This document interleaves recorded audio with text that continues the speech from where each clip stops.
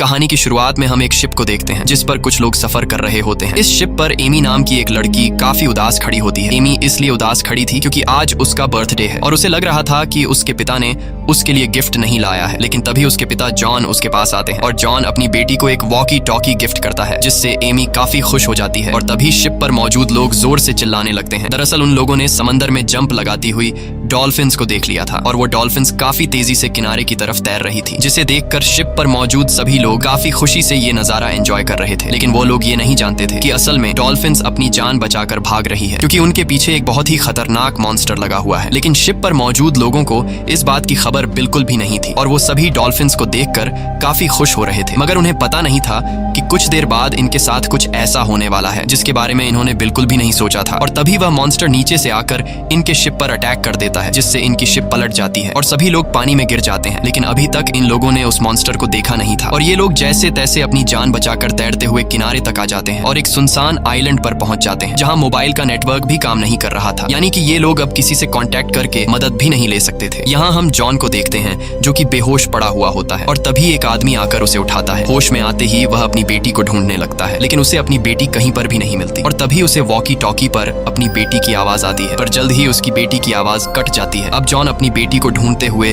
जब थोड़ा आगे आता है तो उससे कुछ दूरी पर और भी कई सारे लोग दिखाई देते हैं जो शिप पलटने के बाद जिंदा बच गए थे और इन्हीं लोगों में जॉन अपनी बेटी एमी को भी देख लेता है। अपनी बेटी को जिंदा देखकर जॉन काफी खुश हो जाता है। अब जैसे ही जॉन अपनी बेटी को बचाने के लिए उस तरफ जाने वाला होता है तभी एक आदमी जॉन को रोककर उस तरफ इशारा करता है जिस तरफ जॉन जाने वाला था और वहां कुछ और नहीं बल्कि वही खतरनाक मॉन्स्टर सांप होता है जिसने इनकी शिप को पलट दिया था। उस सांप को देखकर सबकी आंखें खुली की खुली रह जाती हैं क्योंकि वह सांप बहुत ही ज्यादा भयानक दिख रहा था। अब उस सांप के करीब जो लोग थे वो लोग सांप को देखकर वहां से भागने लगते हैं, लेकिन तभी वह सांप उन पर हमला कर देता है और एक एक को जिंदा निगलने लगता है। अब जॉन जब देखता है कि मेरी बेटी खतरे में है तो वो फौरन अपनी बेटी को बचाने के लिए भागता है, लेकिन यहाँ पर एक आदमी उसे पकड़ लेता है क्योंकि उसे पता था कि अगर जॉन वहां गया तो वह मॉन्स्टर जॉन को भी मार देगा। यहाँ जॉन उस आदमी से खुद को छुड़ाने की कोशिश करता है और कहता है कि मुझे अपनी बेटी को बचाना है, लेकिन वह आदमी कहता है कि अब काफी देर हो चुकी है और तभी वह मॉन्स्टर सांप जॉन की बेटी को जिंदा निगल लेता है। साथ ही वह सांप और भी कई सारे लोगों को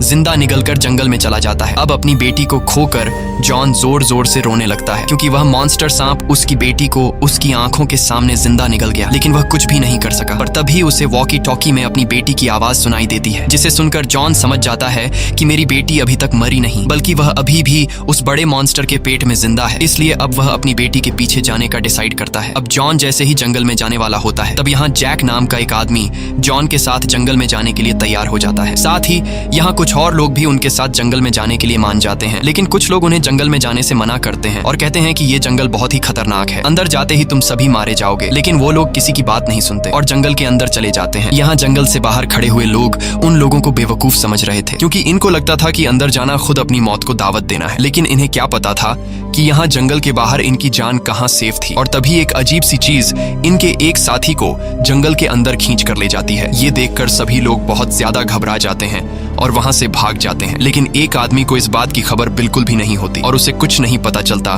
कि ये लोग क्यों भाग रहे हैं। और यही वह आदमी होता है जो कुछ देर पहले लोगों को जंगल के अंदर जाने से रोक रहा था। जैसे ही वह आदमी जंगल की तरफ पलटता है तभी जंगल में से एक रेड टंग निकलकर उस आदमी को पकड़ लेती है और उसे जंगल की तरफ खींच लेती है। वहीं दूसरी तरफ हम बड़े से मॉन्स्टर सांप को देखते हैं जो जंगल के बीचों बीच अपने नेस्ट में वापस आकर सभी लोगों को अपनी बॉडी से निकालकर उस गड्ढे में फेंक देता है और उन्हें गिराने के बाद अब वह और खाना इकट्ठा करने के लिए चला जाता है। यहाँ हमें पता चलता है कि ये एक फीमेल सांप है और इस गड्ढे में उसके अंडे हैं, इसलिए ये मॉन्स्टर सांप अपने आने वाले बच्चों के लिए खाना इकट्ठा कर रहा है। अब यहाँ सांप के जाने के बाद हम देखते हैं कि उस सांप ने जिन लोगों को निगला था उनमें से अभी भी कुछ लोग जिंदा बचे हैं, जिनमें से जॉन की बेटी एमी भी थी। यहाँ शिप का कैप्टन इस जगह से बाहर निकलने का रास्ता ढूंढता है, लेकिन जब वह गड्ढे के बिल्कुल बीच में पहुंचता है तो उसे पता चलता है कि यहाँ से निकलना इम्पॉसिबल है क्योंकि एक तो ये गड्ढा बहुत ही ज्यादा गहरा है और दूसरा ये गड्ढा जंगल के बीचों बीच है, इसलिए यहाँ इनकी मदद करने भी कोई नहीं आ सकता। और तभी ये लोग उस मॉन्स्टर सांप के अंडे भी देख लेते हैं। यहाँ कैप्टन आगे बढ़ते हुए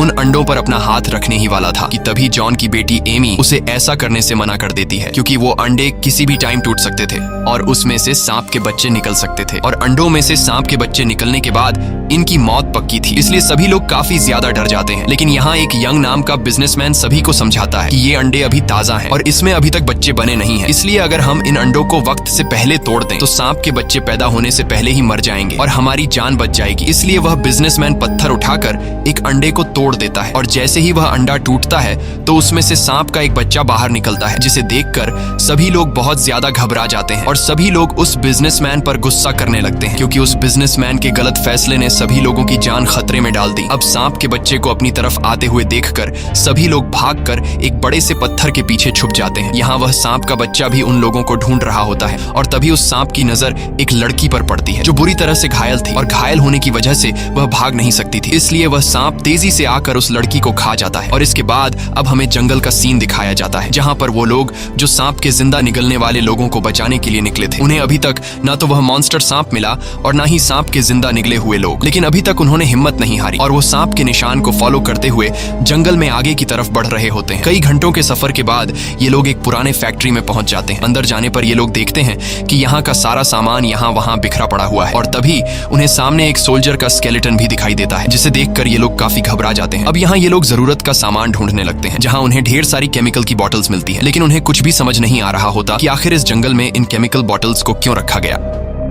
और जब ये लोग सामने की अलमारी खोलते हैं तो उस अलमारी में ढेर सारी किताबें रखी गई थी, जिसे पढ़कर उन्हें पता चलता है कि ये जगह कोई फैक्ट्री नहीं बल्कि एक एक्सपेरिमेंटल लैब हुआ करता था और किसी टाइम यहाँ जानवरों पर रिसर्च किया जाता था। साथ ही उन्हें कुछ जानवरों की अजीब सी तस्वीरें मिलती हैं, जिससे उन्हें पता चलता है कि यहाँ इस आइलैंड पर लोग जानवरों पर रिसर्च करने आए थे और उनके एक्सपेरिमेंट की वजह से ये जानवर इतने बड़े और खूनखार बन गए हैं। इन सब चीजों को देखते हुए इन्हें आइडिया हो जाता है कि ये आइलैंड बहुत ही ज्यादा खतरनाक है। यहाँ हर एक चीज, पेड़ पौधे सब जिंदा है, इसलिए हमें काफी संभल कर रहना होगा। इसके बाद ये लोग इस एक्सपेरिमेंटल लैब से निकलकर बाहर जंगल में आ जाते हैं और जंगल के एक हिस्से में कुछ देर आराम करने का सोचते हैं। यहाँ जैक पेड़ की एक लकड़ी काटता है जिससे काले कलर का लिक्विड निकलना शुरू हो जाता है। इसी दौरान उनका एक साथी सिगरेट जलाने के लिए माचिस की तीली जलाता है और गलती से उसके हाथ से वो तीली नीचे उस काले कलर के लिक्विड पर जा गिरती है जो कि पेड़ के लकड़ियों से निकली थी। उस काले कलर के लिक्विड में माचिस की तीली लगते ही आग का फव्वारा फैल जाता है। अब ये लोग जैसे तैसे करके उस आग को बुझा लेते हैं, लेकिन उन्हें इस बात का अंदाजा हो जाता है कि पेड़ की लकड़ी से निकलने वाला ये काला लिक्विड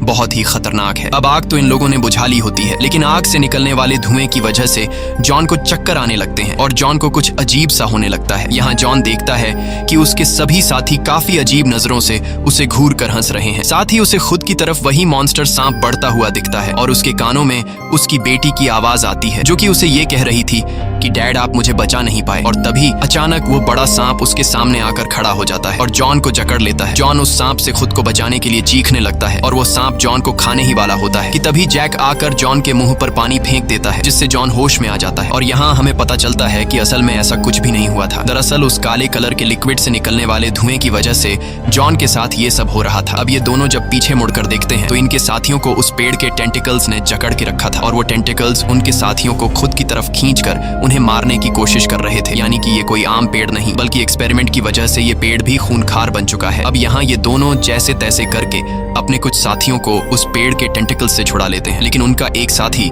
जो काफी टाइम से उस पेड़ की गिरफ्त में था वो मारा जाता है। ये देखकर सभी लोग एकदम शॉक हो जाते हैं और अब वह पेड़ अपने टेंटिकल्स इन लोगों की तरफ बढ़ा रहा था, लेकिन ये लोग जल्दी से अपनी जान बचाकर वहां से निकल जाते हैं। दूसरी तरफ हमें सांप के नेस्ट का सीन दिखाया जाता है जहां पर बिजनेसमैन सांप के बच्चे को मार डालता है। इसके बाद बिजनेसमैन अजीब सी हरकतें करने लगता है। वो शिप के कैप्टन से लड़ने लगता है और कहता है कि ये सब तुम्हारी वजह से हुआ है। अगर तुमने शिप को किनारे पर ले आया होता तो अब हम यहाँ नहीं फंसे होते। इन दोनों को लड़ते हुए देखकर यहाँ सुशी नाम की एक लड़की उन्हें लड़ने से रोक देती है और बताती है कि लड़ने से कुछ नहीं होगा, हमें एक साथ मिलकर यहाँ से निकलने का कोई रास्ता ढूंढना होगा, नहीं तो हम सब मारे जाएंगे। वहीं दूसरी तरफ ये लोग अभी भी सांप के गड्ढे में फंसे हुए लोगों की तलाश में थे। कई घंटों के सफर के बाद जब ये लोग थक जाते हैं तब यहाँ इनका एक साथी नदी से पानी भरने के लिए जाता है और जब वो पानी भर रहा होता है तभी उसके कानों में अजीब सी आवाज गूंजने लगती है। उस लड़के को कुछ समझ नहीं आ रहा होता कि आखिर ये किस चीज की आवाज है और तभी अचानक एक उड़ती हुई फिश उसके पास आकर गिरती है, जिसे देखकर लड़का बहुत ज्यादा घबरा जाता है क्योंकि उस फिश के बहुत ही बड़े बड़े दांत थे और वो फिश दिखने में बहुत ही ज्यादा डरावना लग रहा था। और तभी वो फिश उस लड़के पर अटैक कर देती है, लेकिन वह लड़का जल्दी से फिश को पकड़कर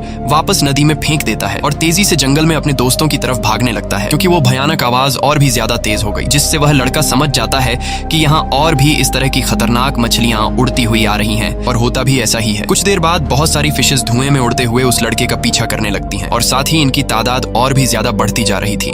मानो जैसे मछलियों की बारिश हो रही हो। अब ये लोग समझ जाते हैं कि अगर हम इन फिशेस के सामने रहे तो ये हमारे टुकड़े टुकड़े कर देंगी, इसलिए ये सभी लोग यहाँ से भागने लगते हैं। लेकिन उन मछलियों की रफ्तार इनसे कई गुना ज्यादा तेज थी, इसलिए ये सभी लोग खुद को बचाने के लिए पेड़ के पीछे छुप जाते हैं। यहाँ जैक समझ जाता है कि ये मछलियाँ इस सफेद धुंध के साथ आ रही हैं। ये समझ आते ही जैक अपने साथियों को सफेद धुंध से बाहर निकलने को कहता है और ये लोग भागते हुए जैसे तैसे करके इस सफेद धुंध से बाहर आ जाते हैं। धुंध से बाहर आते ही खतरा टल जाता है और वो सभी खतरनाक फिश जो इनका पीछा करते हुए धुंध से बाहर आ गई थी, वो सभी फिशेस तड़प कर मारे जाते हैं। लेकिन खतरा अभी टला नहीं था, क्योंकि यहाँ जैक को एक बहुत ही बड़े एनिमल का फुटप्रिंट दिखाई देता है जो साइज में काफी बड़ा था। और तभी यहाँ इनके एक साथी के शर्ट पर ऊपर से एक व्हाइट कलर का लिक्विड गिरता है। अब जब वो लड़का ऊपर की तरफ देखता है तो उसे ऊपर पेड़ पर एक अजीब सा मॉन्स्टर दिखाई देता है, जिसे देखकर ये सभी लोग काफी घबरा जाते हैं। अब यहाँ इनमें से एक आदमी उस मॉन्स्टर को पत्थर से मारने ही वाला था कि तभी एक रेड कलर का टंग आकर उस मॉन्स्टर को एक ही बाइट में खा लेता है। इस रेड कलर के टंग को हम पहले भी कहानी की शुरुआत में देख चुके हैं। और तभी एक बहुत बड़ा क्रीचर जंप करते हुए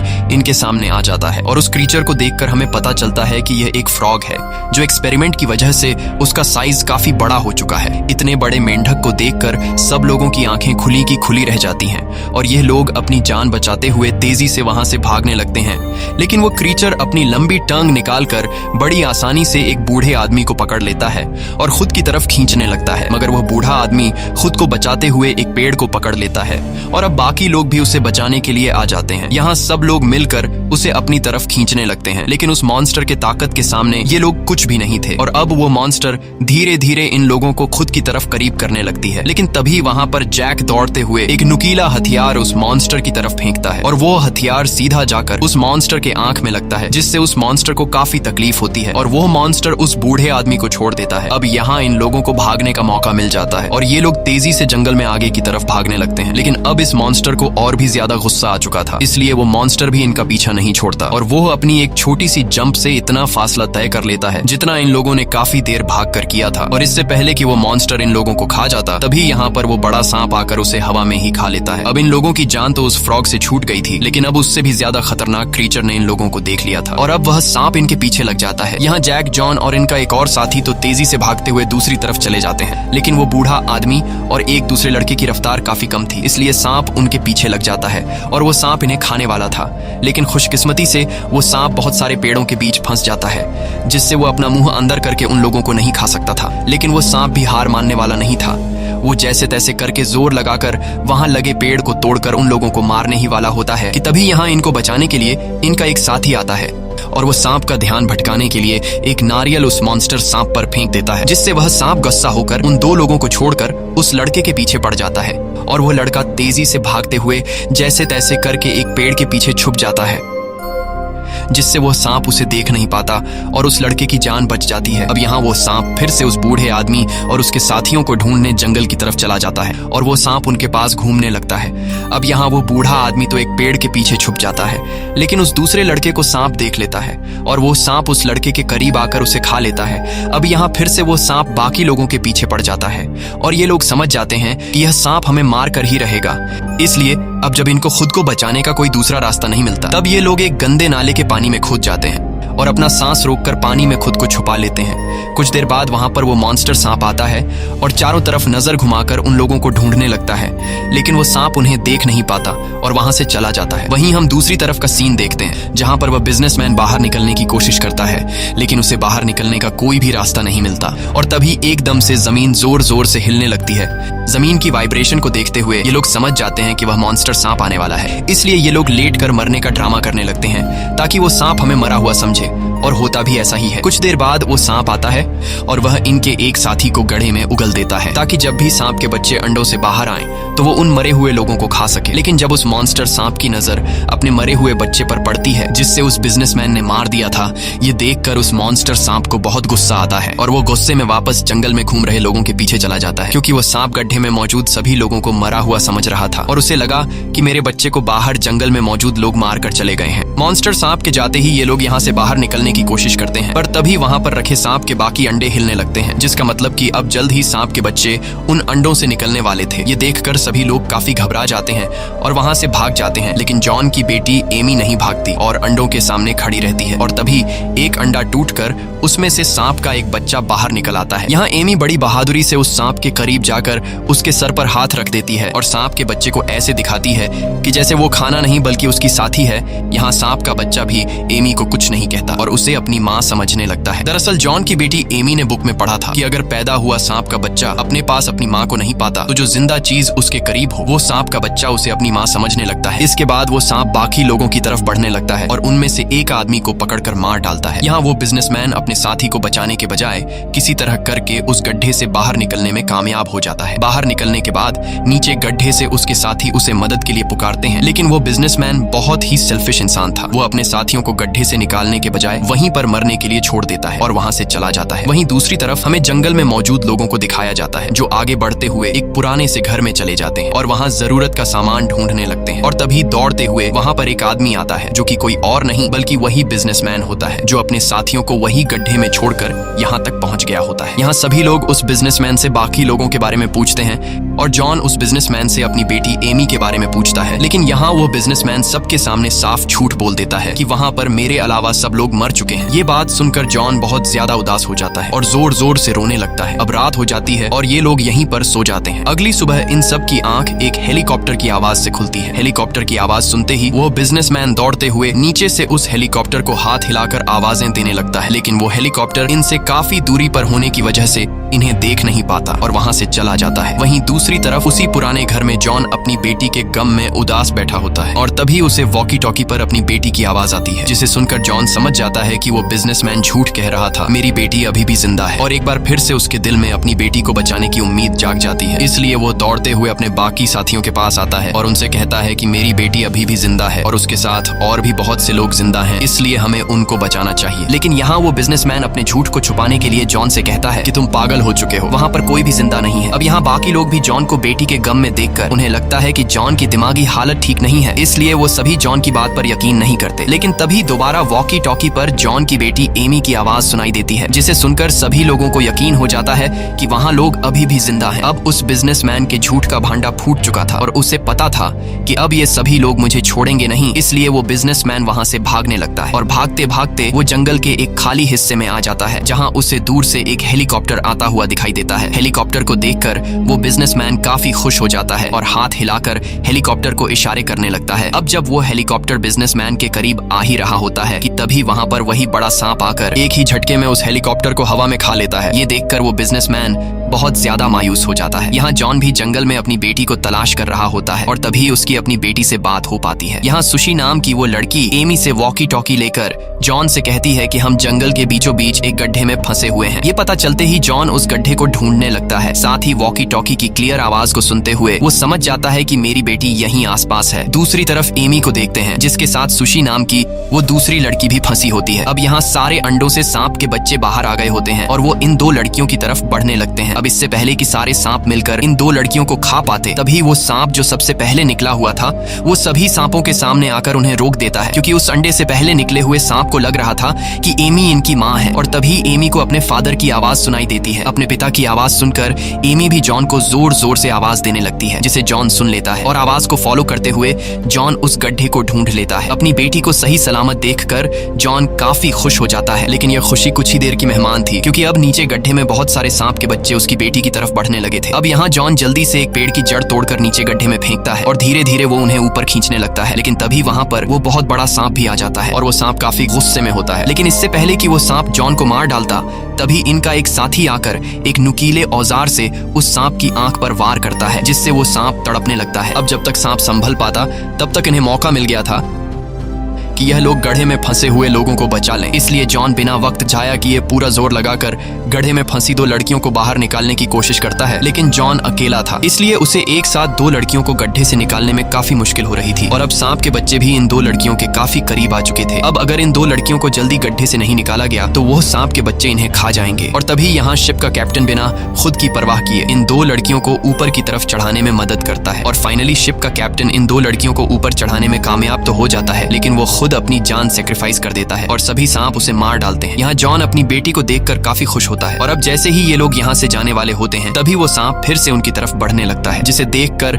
यह लोग फिर से जंगल से बाहर की तरफ भागने लगते हैं। वहीं हमें बिजनेसमैन को दिखाया जाता है जो जंगल में दौड़ते हुए यहाँ से बाहर निकलने का रास्ता ढूंढ रहा होता है, लेकिन गलती से उसका पांव फिसल जाता है और वो सीधा फिर से सांप के उस गड्ढे में गिर जाता है जिससे वो बहुत मुश्किल से निकला था। और यहाँ सांप के सभी बच्चे उसे लिपट कर मार डालते हैं। वहीं हम बाकी लोगों को देखते हैं जो सांप से बचते हुए तेजी से जंगल में भाग रहे होते हैं, लेकिन वो सांप इनका पीछा नहीं छोड़ रहा होता। इसलिए जैक सभी को समझाता है कि अगर हमें अपनी जान बचानी है तो हम सबको अलग अलग होकर यहाँ से भागना होगा, नहीं तो हम सब मारे जाएंगे। जैक की बात सभी को ठीक लगती है, इसलिए सभी अलग अलग होकर जंगल की तरफ भागने लगते हैं। लेकिन जॉन की बेटी एमी गलत डायरेक्शन की तरफ चली जाती है। एमी सीधा उस तरफ चली जाती है जहाँ से वो मॉन्स्टर सांप आने वाला था, इसलिए जैक उसे चिल्ला चिल्ला कर वहाँ से दूसरी तरफ भाग जाने को कहता है। लेकिन अब काफी देर हो चुकी थी और वो सांप पीछे से आकर फिर से एमी को खा लेता है। यह देखकर अब जॉन को काफी गुस्सा आ जाता है और वो बिना खुद की परवाह किए उस बड़े से सांप से अकेले लड़ने के लिए दौड़ता है, क्योंकि उसकी बेटी एमी के अलावा इस दुनिया में जॉन का और कोई नहीं बचा था। इसलिए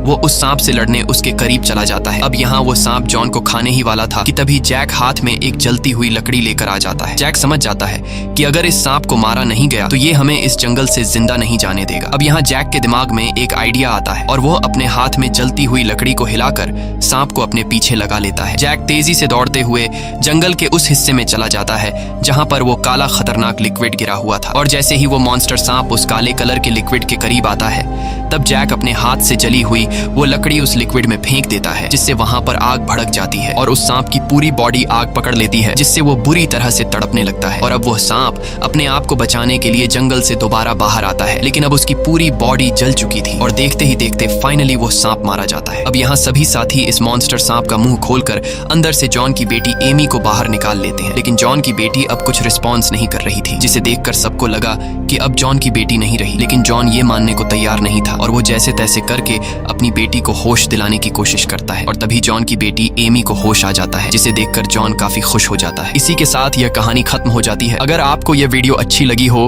तो हमारे चैनल को सब्सक्राइब और वीडियो को लाइक जरूर कीजिएगा।